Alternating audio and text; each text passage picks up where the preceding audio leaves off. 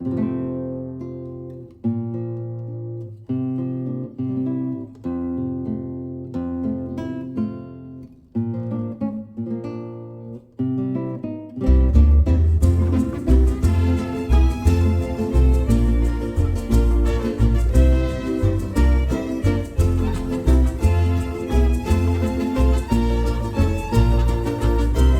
good evening. This is Barb Bacon. I'm a community advocate here in South Charlotte. Generally, I drive people around and to doctor's appointments, and I'm getting ready to have my sign-up list for taking people to vote. Buttons, once again, are, I believe in healthcare for all. I've got some people that don't believe in Medicare for all. Gun violence, let's get some control of guns, and Black Lives Matter in honor of our friend Joel that passed away last year. So that's it, guys.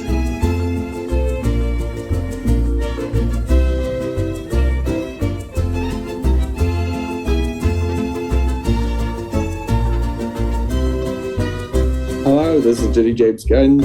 I am a community advocate here in Charlotte, North Carolina for LGBT women's rights with the National Organization for Women, gun sense laws with Moms to Men Action, and anything that extends equity to all. Thank you.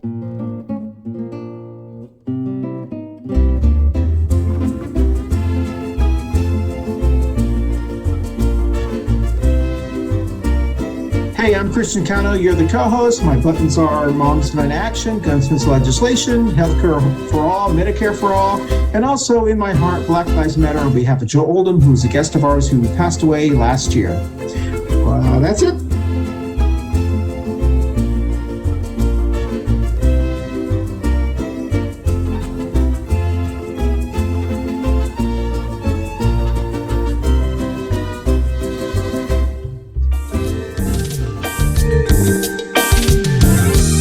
Good morning, everybody. It is, I guess we're at the first Wednesday of February by the time this is February 1st. Yeah, so February 1st, everybody, the Groundhog Day Eve, which is the February 2nd. And so I guess we'll find out tomorrow if you're watching this the first day we release this on the What's his name? Humperstilskin? Punxsutawney Phil. Yeah. if he's still alive, these congressmen, these politicians keep dropping him, and I don't know if he's still alive or not. Well, I think he's probably, a seventh or eighth generation or whatever, but they just keep calling him Phil, and it may not even be a boy groundhog. Yeah. We don't know. Probably. Who could tell? Probably. Yeah. We know he's a cute little fuzzy little critter, and they carry him around like a little football, and they still, I guess it's a tourist thing now. But anyway, welcome to Coffee Pan Dulce. If you saw in the intro, I'm Jenny-Jaymes Gunn, along with my co-host Christian Cano. Yes. And we have our esteemed Dr. B back as our special guest because of the topic that we're going to be discussing. As Jenny, Dr. B said, today is February 1st, if you're watching this and listening to it.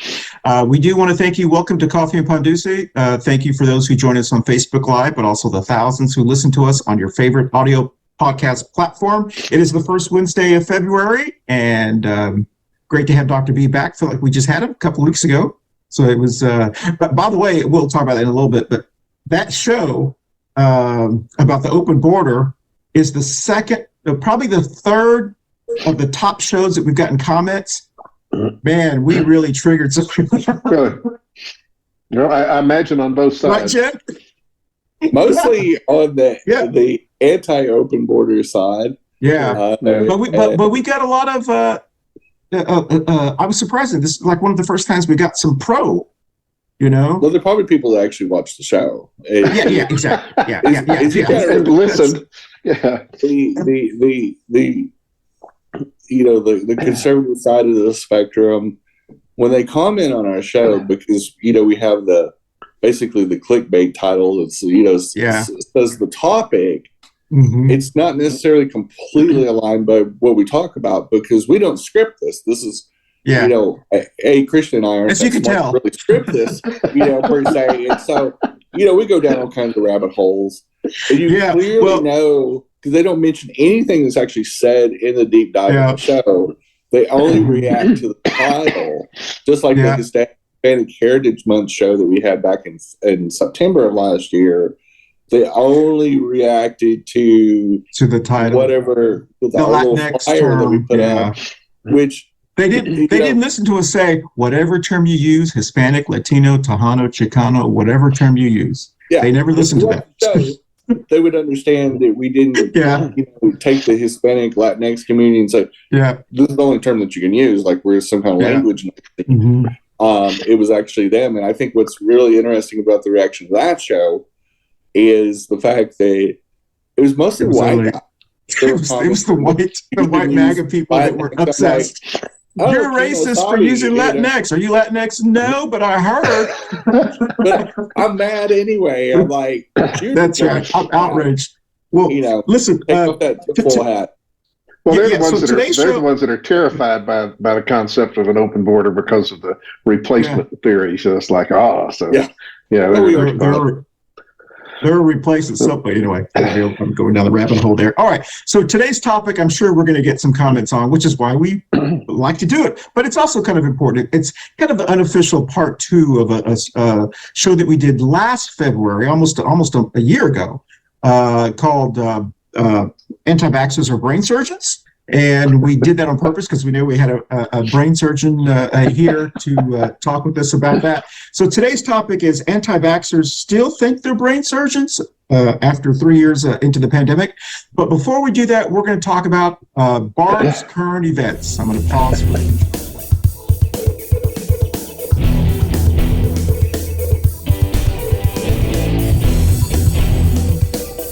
And this is Barb's current events. All right, so Barb's current events. The first topic, MTG, our favorite Harvard. I don't know how to call her. Anyway, she said that Antifa, they were really domestic terrorists because they support drag queens.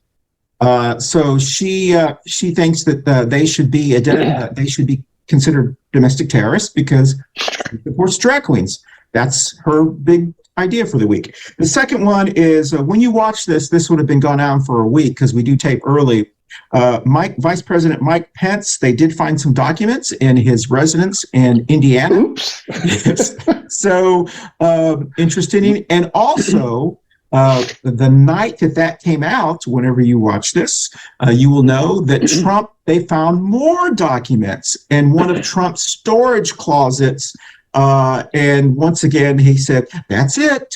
But there's an interesting backstory to it and how they found it. And then the last one, I don't really have 3, so we'll just do 2. So who wants to comment on any of those? Jenny, we'll start with you. How's that? You always have something.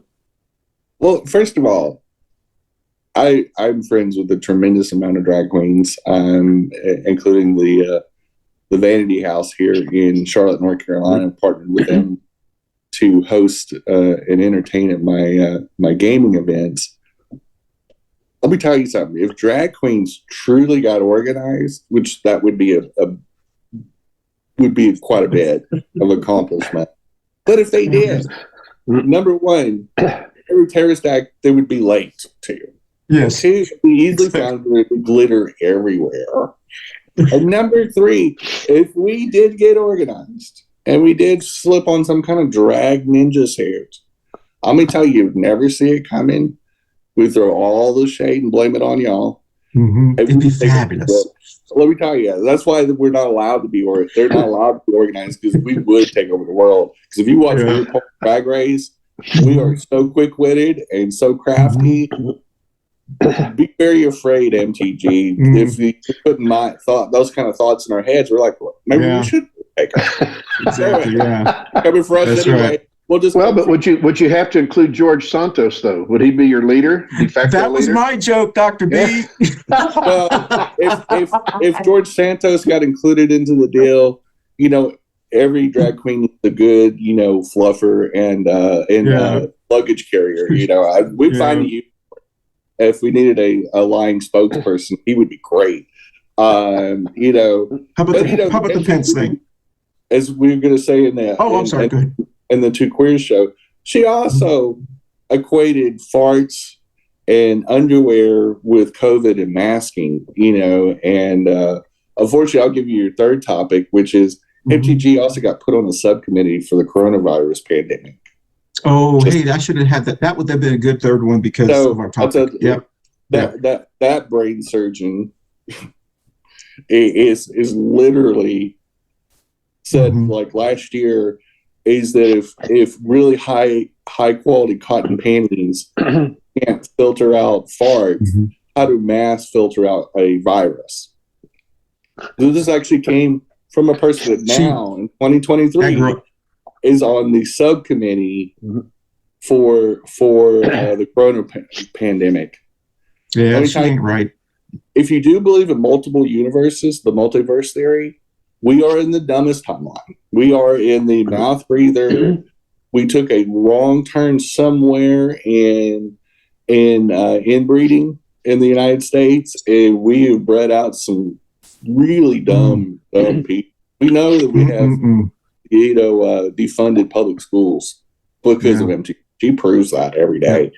As far as let me comment on that. Let me comment before you go on. My history reading, I've alluded to before, I read all these volumes about history of the world, is very comforting in that we've gone through many periods of this, kind of where superstition reigns and then science and reason, even primitive as it was 200-300 years ago, and then people just kind of can't stand all this science. They got to have something that's more cosmic, and so they go back to the spiritual. So I take that as just kind of the part of the ebb and flow of inanity in the human condition. And you know, I used to think that we were kind of on this nice steady path, like what Martin Luther King said about the arc of justice. You know, that we were on an arc of science and knowledge. No, I'm really sorry. we're gonna keep doing this. There's gonna be ebbs and flows, but anyway, do what we can.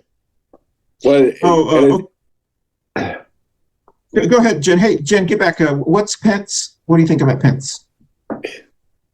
Or if you don't have any feelings, the situation is a lot different than Trump.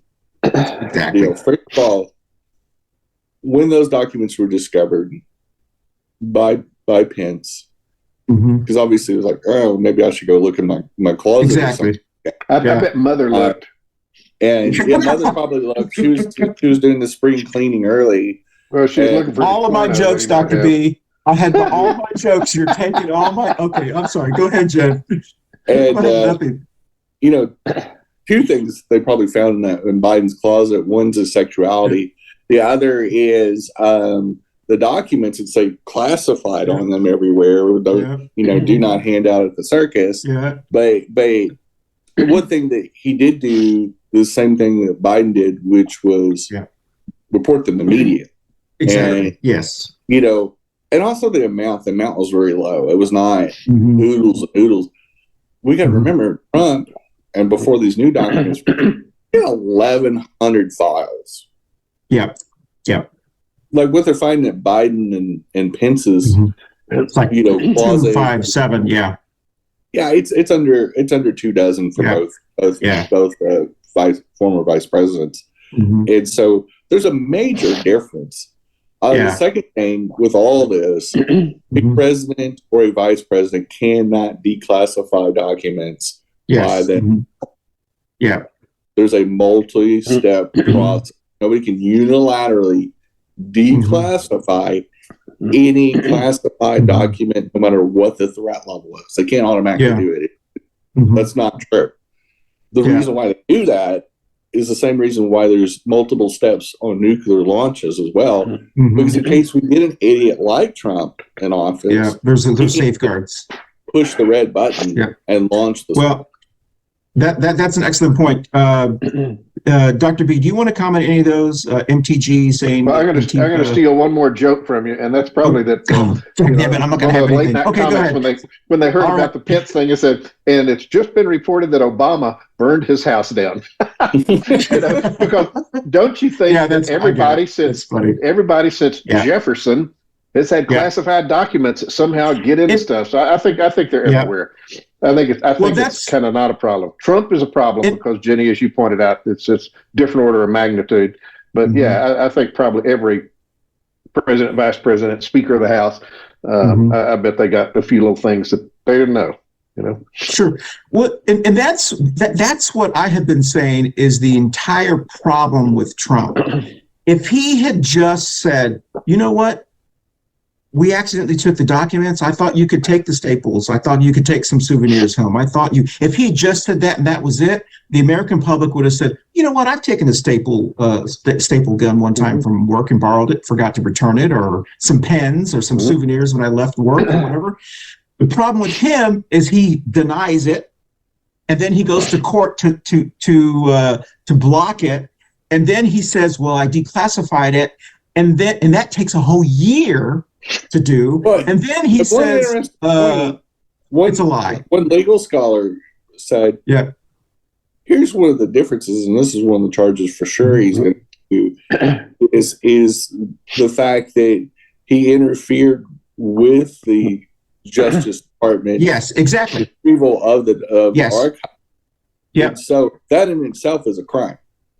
Well, that's kind of and so he spent, like you said, a year in court fighting it. Yep. Second of all, and here's the most salient point of all of it, so if you do indeed believe that you have the power to declassify this like some kind of classified, Thor godlike creature, where you just wave a magic wand and boom, it's declassified, then why would you fight it in court?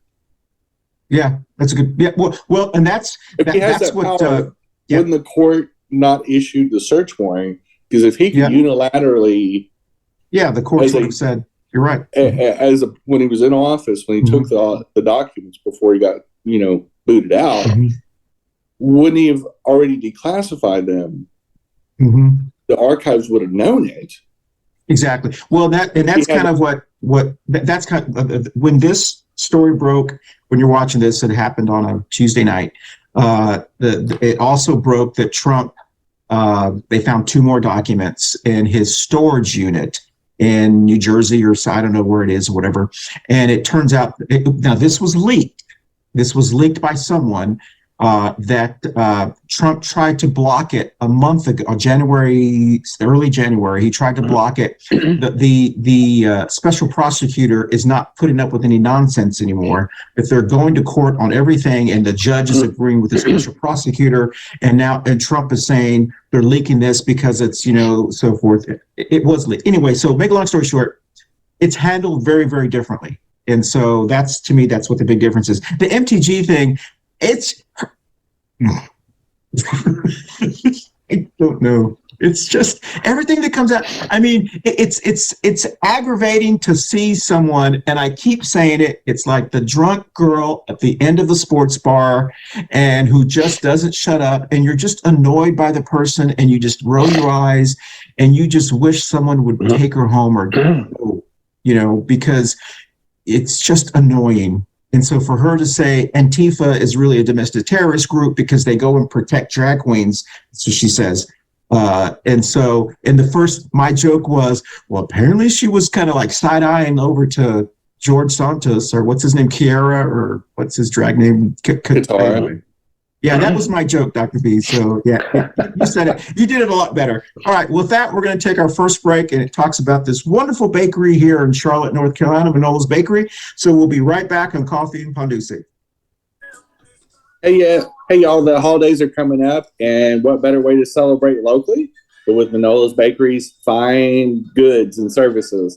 They have amazing chocolate cakes is what they're known for. Tres Leches cakes. Tamales, get your tamales orders in early, especially if you're going to order for Thanksgiving, because they sell out fast. But they have an amazing bakery and restaurant there on the east side of Charlotte, and you're missing out. Plus, you should support your Black and brown businesses and shop local and shop small to really keep the economy going. Thanks for watching, and shop with Manolo's this year. Well, welcome back. And so let's go directly into our topic, because this is kind of important. I think it was a couple of weeks ago, I read an article, and I assume it's a Washington Post, because that's the only streaming one I get is the Observer and the Washington Post, because I have to pay for the New York Times. And it said that some research was done, and that they have determined that, and I'm embarrassed because I don't have it in front of me, that the vaccines have been have helped save up to 3 million lives in America, around 3 million. I think it was like 2.7 million, and this was in December. And the worldwide, I think it was 21 million or so. It was it was a lot, and it was saying that, you know, we're so fortunate to have. This is how many lives it has saved. The unfortunate part is there are many people in many of our family members. I'm not sure about y'all, but I know in my family, we lost 3 people in our family due to the COVID, and it didn't come early enough. And so I did want to talk about that, but also we haven't heard a lot about the anti-vaxxers. We haven't, other than they're now on these committees. You know, Jim Jordan, I think, is saying DeSantis wants to pass legislation in Florida that bans, I guess, anyone from being required, even private companies, any mandate, right? Yes, any mandate. So that they want to. It's not just public. They want to tell you can't tell your child. Or I don't know if that's it. But anyway, yeah. So we kind of want to talk about that. So apparently, these people still think, I think, they're brain surgeons. So we have an actual brain surgeon on the show. Thank you, Dr. B. He's still in an undisclosed, beautiful location where is it still snowing there, or? It didn't snow last night, but there's still a lot of snow on the ground, and it's still spectacularly beautiful. Yeah, it's lovely. So do you have anything to say about the vaccines, or do you know anything about, I know it's saved, they said it's like up to 3 million lives and stuff. Is that pretty accurate, or? God, yeah, or probably more, yeah. And don't think for a minute that the anti-vaxxers have gone away. They're just kind of settling down and waiting for the next round of this, getting themselves positions on congressional committees and things like that. Now the anti-vaxxers are always going to be with us. You know, I thought of another analogy about that, but I subscribe to a couple of medical journals, like New England Journal of Medicine and the American Medical Association Journal, and you know, very predictably, almost every issue every week there's another article about, okay, so we did the science and we did the test with all these volunteers, and this bogus therapy that these people were spouting on Fox News does not work. Here's the proof. It's not just our opinion, which we had from day one. This is the scientific proof. You're still going to hear from them. You're going to say, well, they were paid by the other drug company or something like that. It's just that what Jenny was talking about, this era of the lack of faith in science. So yeah, there's always going to be anti-vaxxers. Well, I know the analogy. You know, you talk about all these lives that were saved. We make the same argument about the Medicaid expansion, and there's absolutely indisputable scientific evidence that had we had Medicaid expansion in North Carolina, you know, for the past, I don't know, number of years, like 40, 50,000 lives every year would have been saved. Oh, wow. But nobody cares. Nobody cares. Yeah. Because, you know, that's the old thing about when they put up a traffic light, kind of where there used to be an accident, nobody celebrates the accidents that didn't happen after that, you know, because it's kind of too abstract. So I don't know how better to kind of impress them. But I mean, isn't it impressive enough that there's all this evidence that higher percentages of people died in Republican-leaning counties and counties that voted for Trump? More Republicans died than Democrats. This is documented. It's like, well, this is like suicide, you would think, for this ideological group. But that doesn't seem to move them. I don't know. It's just such a deep-seated paranoia and lack of ability to understand and accept scientific facts. But there's always going to be these anti-vaxxers, and you can't be the boss of me, like you often say, you know, with DeSantis and whatnot. It's going to hurt them, but evidently not in large enough numbers that it's going to affect their voting power. So Interestingly, we are now, full disclosure, for those who are watching the show, we're now kind of doing a reverse taping. We used to tape this show first or do it live, and then we would tape the Two Queers show, the kind of like the after show second. Well, now we're kind of taping the Two Queers show first, which is why my hair is a little messed up. And then we're taping this one second. So on Jenny's show, Two Queers in the Truck, she brought up something that I had never thought of before. And I had like an aha moment. And it was about, Jenny, kind of tell us briefly what, which makes logical sense. So we're coming up with a commercial, we think. Go ahead, Jen. I think absolutely the Democrats ought to create this commercial. But I watch a lot of Instagram videos, and I follow some specific commentators that have pinpointed these videos, and there's now these new videos coming out that the conservative Republicans are doing, and it's where they're doing these fake trimmer shake type videos because they say the vaccine's giving them the shakes and all this. And magically or not, a lot of commentators have said the same thing, and I'm saying the same thing.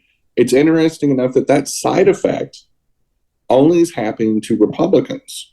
Exactly. In these videos, I'm telling you, there's adult movies that have better acting than like these are so cheesy. It's so contrived where they're just sitting there almost winking at the camera as they're like they're using the old shake weights. You remember those? 5 years ago, they became real popular on the, as seen on TV stores and stuff like exactly. That, a bunch of people ran out to Walmart and got these things, and just shook themselves to death, which didn't build any muscle whatsoever. But it was dang funny. I mean, it's funny to anybody. But to get back to the subject, so if you apply logic to these people, which is really hard to do. Yeah, which they don't. But if we applied logic, yes. If you get the COVID vaccine and you register as a Republican or vote as a Republican, you're going to get tremors. So therefore, you need to register as a Democrat to keep that exactly happening. Because apparently the vaccine only knows. Well, Bill Gates installed a microchip into the vaccine that the moment you vote Republican, you get the checks if you've been vaccinated. It's a protection system or like a profiling system. That's what I want to put out in the video. I think it would go freaking viral for one thing.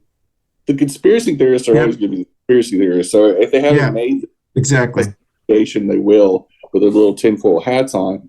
But I think when you make a video like that, and you're mysteriously only seeing Republicans getting the fakes, and you're not like as many progressives that have been vaccinated, including sports ball stars, I was sore, but I never got the shakes. But because I'm a Democrat.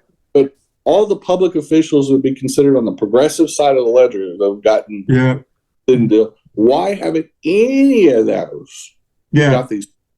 Like all the millions of people around the world. So when Jenny said this earlier, it made me. It started to make me think of how funny. Well, not funny, but how this topic was, and I can just imagine some Latina mom or Tejana mom or Chicana mom or whatever, their son or their daughter looking at one of those videos and go, "Mommy, if we get the vaccine, we're going to get side effects and we're going to get the shake." And the mom saying, "Oh, mijo, don't worry. We just register as Democrat and we won't get the shakes." The logic behind their logic is only effective. And it reminded me, I've got 5 vaccines now, right? Is there 5? The booster? Is that right? So I've got the booster, so that's 5. Yep. I've gotten the meningitis shot because I go down to Florida.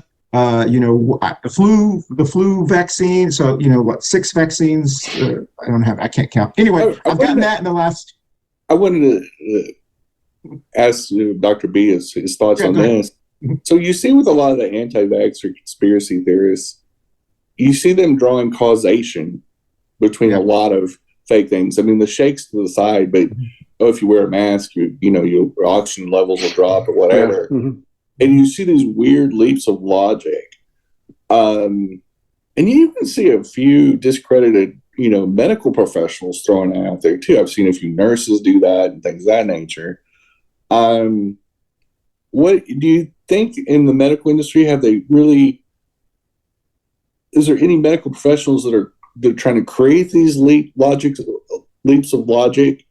Where I remember there's that one discredited doctor that supposedly invented the mRNA, vaccines and stuff like that. Now he's, anti-vax and all this.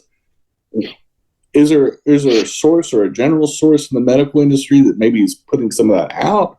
Or what do you, have you seen any studies on that, on medical information? Is there any kind of link from the medical community? No, that's one of those things that's baffled me since probably my early days of practice, because they are amongst us. They are some neurosurgeons who are anti-vaxxers. And, this Scott, I've forgotten his name, Scott Atlas, the Stanford University neuroradiologist. That's above average intelligence, that he was out pushing, I think, hydroxychloroquine, one of those kind of stupid things. How can it be? A very, very intelligent, highly respected oral surgeon where I practiced back in Texas. Oral surgeon. So first he was a dentist, was rabidly anti-municipal water fluoridation, because he, in his mind, he kind of had some examples that said, fluoride in water will make your teeth bad. And it's like, well, chlorine in a swimming pool, if you drink it straight, will kind of kill you too. So I don't know how intelligent people like that kind of go off. Now you could go back to Linus Pauling, that PhD that made all sorts of discoveries that kind of had this obsession that vitamin C would prevent you from catching a common cold. And, so people said, well, he's a pretty smart guy. I guess we need to kind of believe him. And it took decades for people to do enough research, find out that, it's probably not going to hurt you, but there's no real good evidence for this Linus Pauling vitamin C thing. So I don't know where scientists and credible, physicians, intelligent physicians, get off on these kind of things. But again, they're always going to be around. Since the beginning of time, there's always going to be a certain type of person that has this mindset that just kind of goes across the grain and can't accept the clear facts of the matter. So I don't think there's anything organized in medicine. Yeah. Now, there is an organization of kooky physicians called the American Association or American Academy. It's AAPS, American Academy of Physicians and Surgeons. And it sounds great, doesn't it? But it's completely right-wing nut job. Both of the Pauls, Rand and his daddy, and a couple other, prominent congressional physicians are members of this. So unfortunately, they're always going to be here. We're always going to hear from them. The rest of the 99.99%, he's going to, put your head in your hands. Look at this guy, this African-American, I think he's just a physician, not a surgeon, who is DeSantis's called health department, health Surgeon General. I think Surgeon General of Florida. Surgeon General. And he was standing there on the Capitol steps with this group of America's frontline doctors or something who are all crazy. And I think a couple of them have actually been convicted of some things, maybe with the January 6th thing or something like that. But it's like, oh my God. So it's just something that I think we're going to have to be battling, since the beginning of time till the end of time. But I don't think there's a organized thing other than that group that's kind of trying to necessarily promote or whatever, persuade, convert ethical, intelligent doctors into being kooks. I think they're kind of born that way and find each other. Yeah, and I think too, when you get into some of the more religious or belief system, if your belief system overrides your ability to critically think, but if you have a strongly held, radicalized belief, it can make people do crazy things that you've seen with suicide bombers, like the 9/11 thing, or a Charles Manson, death cult, or we've seen this even in modern times. You see people, the Jonestown thing, that they thought they would get picked up by aliens or whatever crazy cockamamie idea and cockamamie, sky theory that's going to drop down and get immortal if you drink this grape juice or something.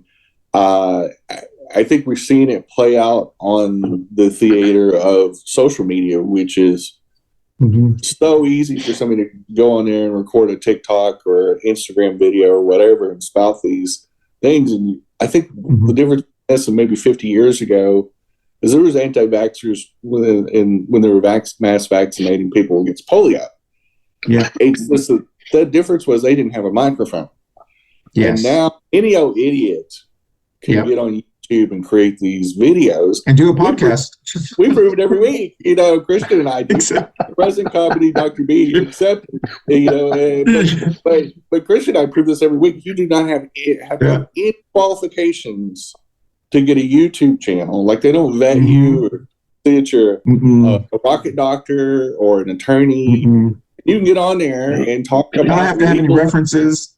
You don't have to have any references. George Santos proved that for the Congress. Yeah, I don't have to say where I graduated.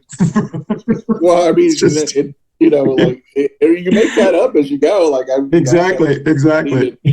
And I'm going to be the brain surgeon like in the next 2 years. Watch, it's going to morph. Hey, let's take our second break real quickly. And then that's right. We're gonna take our second break on Coffee and Pan Dulce, and we'll be right back. Hey everyone, thank you so much for watching our Coffee and Pan Dulce show every week. Don't forget you can watch us visually on our video podcast platforms on Facebook and YouTube, but you can also listen to us on your favorite audio podcast platforms like Apple, Amazon, iHeartRadio, Spotify, and all of the other ones that your favorite, whatever your favorite is. Once again, thank you for watching us on Coffee and Pan Dulce. We'll dance out. Well, welcome back. I was going to say, Dr. B and Jenny, what I've noticed from what you guys are talking about these doctors and these ones that are kind of attached to kind of like a religious kind of part, the Attorney General in Texas is a perfect example of that, Kim Paxton. Who's like twice indicted or whatever. When I lived in Texas, I lived in Plano, Texas. I worked in Allen, Texas, and he's from McKinney, Texas. When he was a state senator, he was one of the leading voices against fluoride in water. And he also co-founded a mega church. And so he was one of the leading voices against, and then it turns out the Dallas Morning News did an investigative story on him and his wife, who she's now state senator. She took his place and he went to the Attorney General. And it turns out the reason that he was promoting that, he may have originally believed it, there was a side hustle. His wife's best friend started a natural bottle water company where they sold natural products, you know, like to heal naturally, like essential oils and all that. So he was really promoting it because they wanted to make money off of it. So it reminds me, when you think of these individuals that are like that, they're no different than kind of the stereotypical guy that walks into a barbershop and says, hey, you want to buy CDs? Hey, you want to buy watches or whatever? They're hustling. They're hustlers. They just do it under the guise of religion. And it is, but we think of them differently in almost kind of a racist kind of way. We assume if you're Black and brown and you're hustling, you must be a pimp or a hustler. But if you're white and religious and you're hustling, you're just trying to do the Lord's work. So it is kind of a different, they're no different. Trump is no different than a used car salesman, you know, a hustler. He'll sell anything he can make money off of. But somehow they think he's smart. Yeah. A used car sales dealership or a new car dealership actually has to go through a vetting process and have a dealer's license. Yeah. Actually be a professional. So they literally, the car business has higher standards than the president. Than Congress. Yeah. Because he's proved any old idiot can be president, you know, and with enough crazy claims and a lot of racist dog whistle things and homophobic stuff, is that if you can rile up enough people, including his evangelical base, it is funny that these mega churches lean to a conservative message and a message of fear, because fear sells in certain crowds. Because if you have a cognitive disassociation with the world, and you live in one of these weird timelines in your own brain, and you can't make those leaps of logic to sit down and listen to somebody like MTG equating the COVID virus to a fart. You can't make the logic leap as a layperson. Yeah. You're an idiot. You're officially an idiot. Here's your sign. And the fact that we have neighbors like that vote. I got two takeaways. One, we need to get ready. We need to register a whole lot more people. Yeah, to offset and two, we need to fully fund public schools, because a fourth grader knows better than that. I mean, you've taken enough science classes by the fourth or fifth grade, you understand there's a big difference between a cold or a virus and passing gas.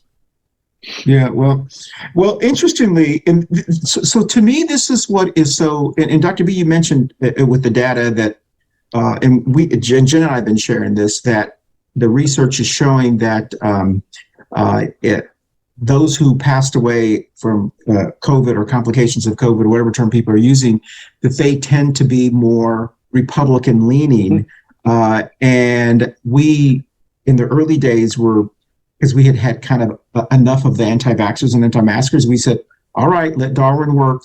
You know, we tried to help you as much as we can. And, you know, in some of these states, Trump lost by very close margins. I think in Arizona, he lost by 46,000 votes in one county, or and also the lady who was running for governor. And they lost more people for COVID. And so if some of those people had been alive to be able to vote, maybe the election would have been differently. And so in one breath, it's sad that they're losing people, but because it's just sad, but at the same time, I don't want to say I'm not sad, and I won't speak for Barbara. Barbara is like to a point where she's like, you know, we told them. So, I mean, I don't know. It's going to be that way. You know, I mean, we can have Dr. B on here and talk about things, whatever, and there are going to be people that say, he doesn't know what he's talking about. A friend of mine said, this is, you know, if you take vitamin C every morning, you're not going to get COVID, which is what someone told me 2 years ago, and I've been taking vitamin C every morning, and I've caught COVID twice. 4 times. Yes. So, you know, and you probably see this in the medical industry too, though. Yeah. What I call conflicts of interest. And we've seen this with Dr. Oz and his show, pimping different products and stuff like this, and the My Pillow guy and his whole con job with his specialized pillow. But we see people that have and we find out later on that they have, like DeSantis' main donor has a major stakeholder in the different medications that can shorten the lifespan of a COVID virus, or take it to the body, or not quite cure it, but at least keep you from dying.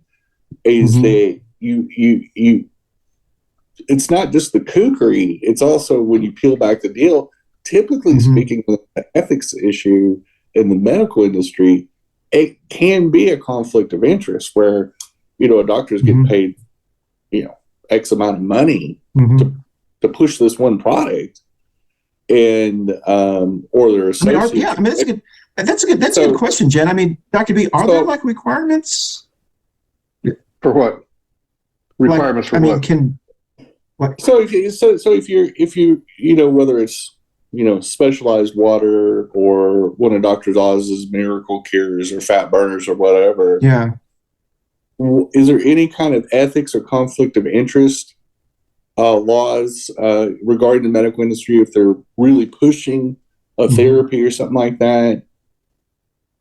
Oh God, I don't think so. And again, this goes back to the original snake oil salesman. And the first time I got involved with this was what was that guy's name that was doing the eat nothing but fat, and what was that doctor? Atkins. The Dr. Atkins side. Atkins. And, because that sounded a little too good to be true, I spent a few hours, kind of to the extent, it was a lot harder back then before the internet, but trying to get information and the basis for that. And what I found is, as we know now, that sure, anybody can lose weight. You can lose weight if you don't eat anything, right? But it's not lasting, and it's ultimately bad for your health. And at the same time, Dr. Atkins was making more money, not from his books, but from vitamin supplements and nutritional kind of things that he sold. And I would have to double check this, but I'm pretty sure that Alex Jones, the InfoWars maniac, that's where he has a side hustle of all these kind of supplements. And it's like, again, science comes out all the time that says these things aren't doing you any good. You're flushing them right down the toilet. But people keep faith over experience. People keep believing in these hopeful things that is going to be easier than going to the gym and eating a regular diet. So if all I have to do is take this pill. But I don't think there's any law that requires a doctor to have a now you can't tell an outright lie, but if you listen to their information, it's always kind of hedged just so that they're not making a blatant provable claim or something. Trump says whenever y'all can do this, you can raise money for your website if you start pushing vitamins or especially a anti-impotence thing. That'll get you a market. Every Republican in the country. That's right. So I've noticed I just reminded when you said that, Dr. B, one of the things that Trump has mastered, and most con people like him do, like DeSantis is like this too. He's very smooth. They never tell an outright lie, as Jenny said on her show before we take this one. She said a half truth is also a half lie. They know that if they just tell a half truth, you will forget that the other half is a lie. And Trump does it all the time by saying, well, the lady who accused me of raping her really wanted it, some said. And he thinks some said exactly. Yeah, he does. He says those. This is what I hear. Yes, they say. People are saying that this works. That if you put this essential oil, it will cure coronavirus. People are saying it. So what do you got to lose? That's how they do it. And your average person goes, well, I guess that that's right. They don't listen to the lie part. They just listen to the truth part. Sure. So or what's left unsaid, and we saw this with both of our libertarian co-hosts is they would say something that may be based in fact slightly, but it's what they don't say sometimes, the implied the implied content, or the I'm a patriot because I own a gun. No, there's no real causation between gun ownership and being a patriot. A patriot's more of an opinion or a self-described deal. Less 20 drowning Marines, or something that are in an armored vehicle or something. There's no requirement to call yourself a patriot. How are you a patriot? Because I am. It's just there's no vetting or licensure. Anybody can call themselves a patriot. But that bizarro causational link that if I own a gun, I'm upholding the Second Amendment, which you're not. But let's just go with their logic is the more guns and armaments and things like that make you more patriotic. No, there's no causation to that. It's not even a measurable thing. Like there's not a point scale. Like you're a 10 point out of 10, patriot if you own, an AR-15 and a bazooka launcher or something, but that bizarro lack of facts, a lot of inferred meaning and inferred causation, and we've seen this with COVID too, with the disinformation is like Dr. B said, with the common cold and vitamin C, if you take 2,000 milligrams of vitamin C a day and eat a bushel of oranges and a special concoction over here, you'll grow hair, your impotence will go away, and you'll be able to walk on water and lead an army, and they'll say it in a way that's very nebulous. Dr. Oz is really good. This on his show is studies have found, and some studies have found. Some studies have found. Sprinkle in a little qualifying thing that, I didn't vet this, but somebody else did. But I'm going to go ahead and have a show, and I'm going to go ahead and endorse the product because it's going to make me millions of dollars. So, hey, Jen. Hey, Jen, I'm going to stop you just a second because if you like what Jen is saying, she does have a wonderful show. Up next is Two Queers in a Truck with Jenny and Christian. And hope you guys tune in. We'll see you in about 15 to 20 minutes. Thank you. Well, welcome back, and please don't forget to watch her show, Jenny's show. It comes on at 11:30 every Wednesday on your favorite audio podcast platform. So here's my question, Dr. B. Do you think that people in the United States, the fact that the studies have shown that we've saved, or the vaccines have saved around 3 million people, it doesn't seem like there's not people going, oh, that's wonderful. You know, it's just like, it just happened. Do you think because we are in a society where people are, that there's this belief that, you know, I would think, being the pro-life country that we are, that we would celebrate when lives are saved. But it seems like, yeah. I mean, we're not a pro-life nation. That's kind of my point. My point is, we don't really celebrate like these kind of things. No, that's what I was saying, because it's too abstract. We don't celebrate the lives that were saved by a traffic light at a dangerous intersection. You know, we don't celebrate the lives that were saved because we found a cure for cancer. The terrible thing is we don't even mourn the lives lost by gun violence, by car wrecks, by drunk driving, by COVID.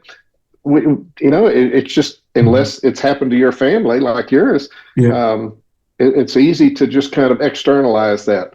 So I don't know. Yeah, we're not trying to extend this pro-life thing to these other more entire national population kind of phenomena. Is just kind of too much of a leap, and people don't kind of see it.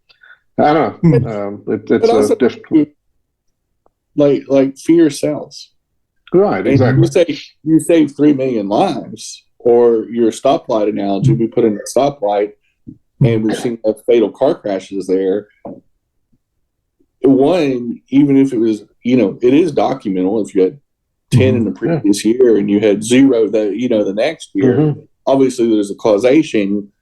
80, 90% of the population got the first round of vaccines. The death rate dropped. The death rate per million people dropped due to COVID, and you can extrapolate how many people have gotten COVID versus how many people died, and that's probably where they came up with the number.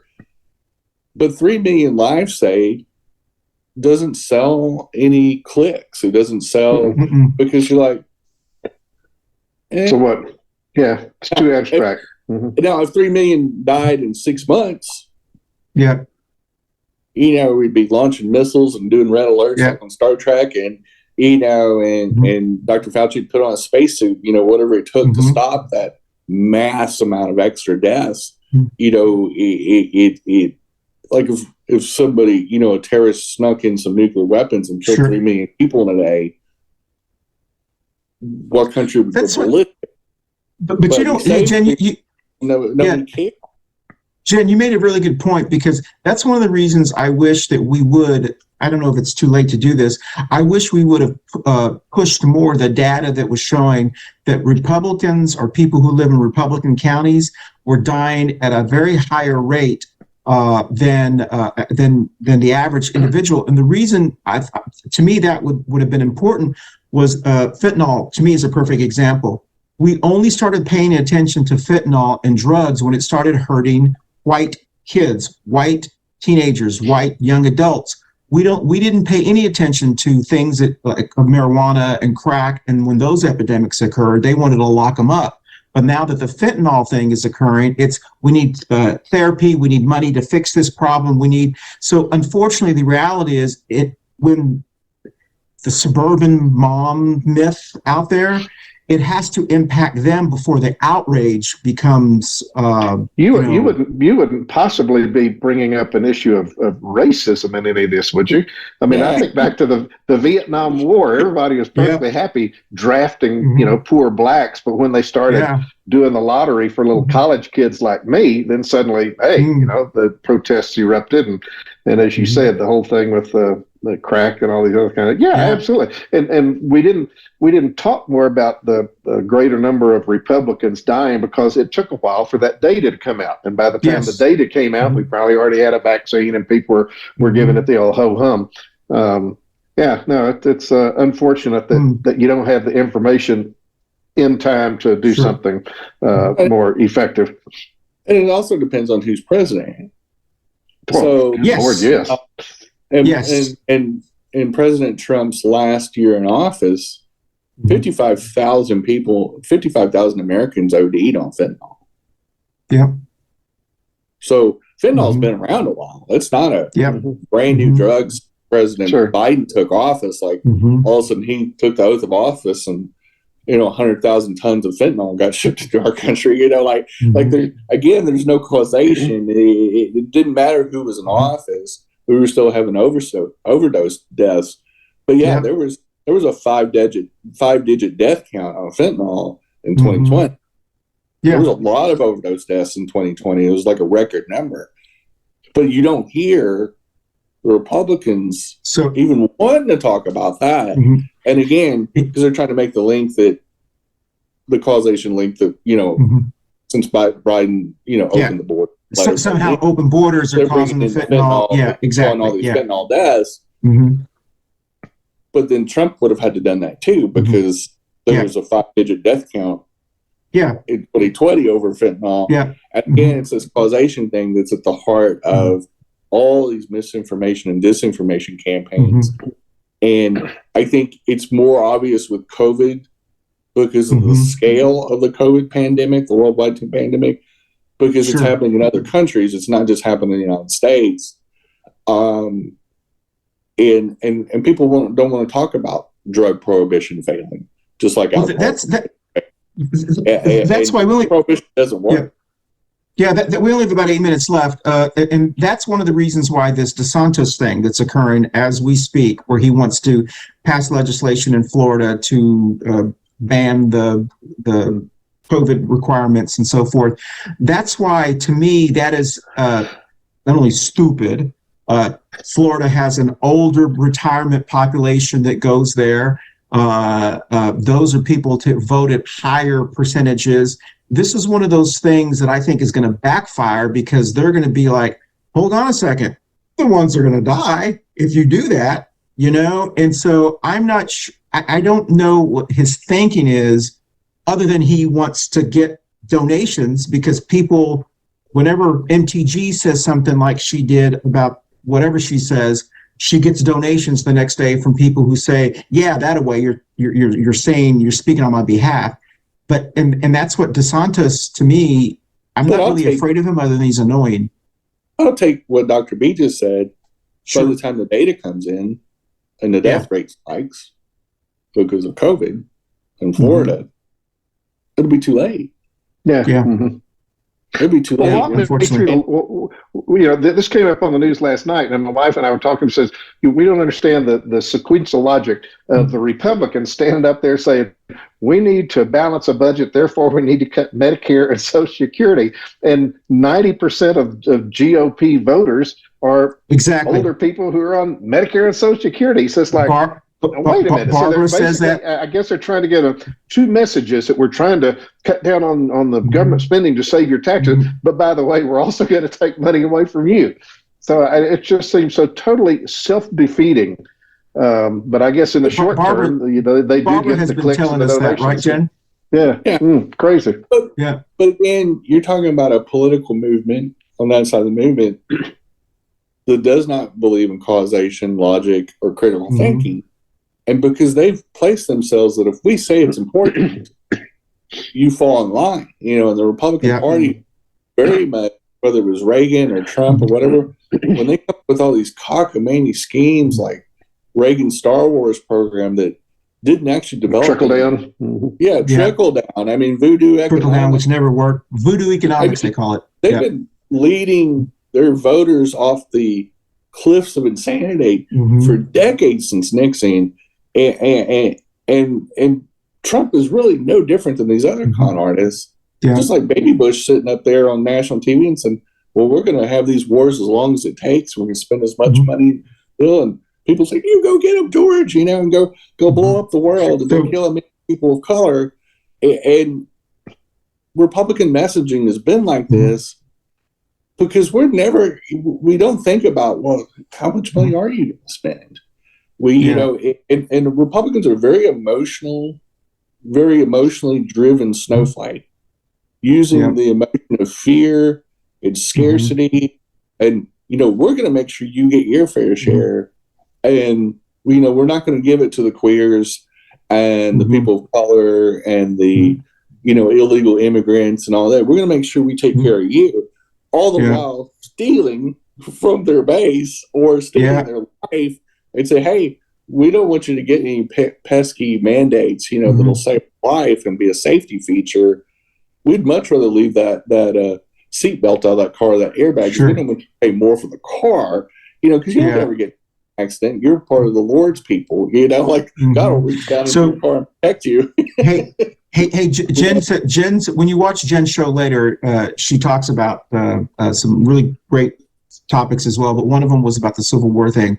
And she and I were talking about that and how we should treat people. There's this threat from the Proud Boys and the MAGAs that we're going to have a civil war in America and so forth. And what I said, I don't know if she agreed with this, but I said, we need to call their bluff and we need to say, all right, let's have a civil war, but we're not going to treat you like we treated you in our first civil war. We're actually going to take your property. We're going to take your land. We're going to take your businesses. We're going to kill you for being a traitor. So you want a civil war? Let's be a civil war. I guarantee you, those people who own farms, the Proud Boys, what happened was I didn't really want a civil war. I just in Germany, for example, towards the end of the Weimar Republic, going into the Third Reich. I only got 2 minutes left, Jen. There was a ton of disinformation. Those dirty Jews in the ghetto. They're stealing your money. They're stealing your, and so on and so forth. And it got rational people whipped up into a frenzy of fear where they were turning in their neighbors and where's your papers and that sort of thing. We're seeing this unfold again, where a tremendous amount of us versus them is coming from one side and saying, drag queens are coming for your kids and these illegal immigrants, these these dirty brown people are bringing in fentanyl and raping your women and wanting to traffic your kids and all this misinformation. And Black Lives Matter is funded by the Chinese. All these crazy, irrational things that no normal people, they just sat down and listened for a second to the logic and pulled it apart, would go, that's pretty stupid. I don't know how can anybody believe this, but they've sold fear for so long that the moment something drips out of those Republican brains onto the paper, people go, I got to be right. Reagan was right about the communists, know, and it just is. They don't critically think. They literally believe it. Yeah, like believe in all the Bible stories. Well, that's why, and we've run out of time. But that's why, like this, I wanted to do this topic and continue to talk about them. I'm personally not afraid of anti-vaxxers and anti-maskers, because as long as I know this is our competition, and what politically, business-wise, whatever, sports-wise, they're not smart people. They're people who have so much pride that they dig themselves into a hole. Somehow they make mistakes. And I believe we as the most people are smarter. And I believe when you hear your crazy aunt or uncle say something, we used to always roll our eyes because we knew we were smarter than them. And so they're annoying, but I'm not, when we get these anti-vaxxers and anti-maskers, it annoys me, but I also go, that's why, I don't want to be bougie, but I'm like, okay. Bless their hearts. Yes, that's exactly right. But we have the brains to listen to experts like a Dr. B or a Dr. Fauci. Dr. Fauci. If I needed work on my brain, I'm going to go to a Dr. B. Yes, I'm not going to go to. I need my brain fixed. Yes. I'm not going to go on YouTube and figure out what kind of snake oil or vitamin I need to take that Dr. Oz or whoever folks who's selling this stuff and go, oh, that certainly will fix my brain. I don't need no brain surgeon. And people in their infinite wisdom are going to these YouTube channels and Instagrams and Twitters and stuff and believe in total strangers. Yeah. That, if they got 100,000 followers, that's the clout they need. No pesky little medical degree is going to outplay somebody that has 2 million followers. That I'd rather believe Joe Rogan that makes $200 million off his talk show than a Dr. Fauci that has spent his entire 5-decade career fighting viruses all around the planet. So, we don't want to listen to him. hey, Jen, we've run out of time, but if Amazon Music or Spotify, if they come to us next month and they say, hey, we want to put this Coffee and Pan Dulce show exclusive with us, and we're going to give you $5 million, would we start selling supplements? God, I hope not, but that's how you get your platform. I'm gonna make my own pillow. That's right. Well, listen, we've run out of time. This has been, thank you so much, Dr. B, for coming back, and we do appreciate it. And Barb, we miss you. She's actually getting some work done on her house, and it's contractors, really complicated. So we're going to go around the Brady Bunch screen. Tell us where you're going to be in the first weekend of February, because this drops on February 1st. So tell us where you're going to be in 30 seconds or less. We'll start with you, Jen. Well, I know that I'm coming up after you see this show. My show drops to Cruising and Truck, and then in February, I will have already been or going to be working on the local film festival called Reel Out, and so this film festival season to start screening films typically starts about this time of year, which we are. We got meetings in February to start reviewing short films that we show in this festival that will air in May. And so we have a local theater that will have that. It's almost week long, and it's super exciting. It's an annual event. It's kind of our unofficial kickoff to Charlotte Pride's Pride season of events starting in May. And so I'm super excited. Great. Dr. B. We're going to be returning to the East. We're going to be migrating back to North Carolina next week. So we'll be in Charlotte when this airs. And I'm going to start doing more hands-on things with our Medicare for All advocacy group there in Charlotte, Healthcare Justice North Carolina, and doing other good things. Excellent. Sorry, I had to unmute myself. I will be somewhere. So I Won't we all? So I will be here. Listen, we do want to thank you so much for joining us on Coffee and Pan Dulce. I want to remind you that we do have some great shows coming up in February. We will have part 2 of the movement to save traditional public schools from MAGA Moms for Liberty. Long one. Hopefully we'll have back the ladies or the parents from the Sarasota School District where the Moms for Liberty started. They weren't able to come with us the last time we talked about this. We'll hopefully have them back. And then we'll also be talking about in the Latin American LULAC, there is a civil war going on that we'll talk about that. And it has to do with the term Latinx, in case you had not heard that. And then the very last show in February, we will be talking about who are actually the groomers in America. Are they drag queens? Are they priests? Are they pastors? Are they coaches, as we found out on Jenny's show? Who are the groomers? We want to look at the FBI data and talk about who the real groomers are. All right, that's it. And it took a year, but I finally learned how to do this. Wait a minute. Let's see if we did. Just listen. Hold on.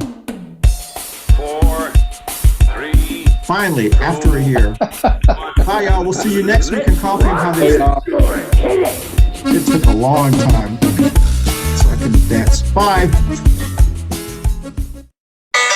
Next up, thanks for watching Coffee and Pan Dulce. Next up is 2 Queers in a Truck. Stay tuned.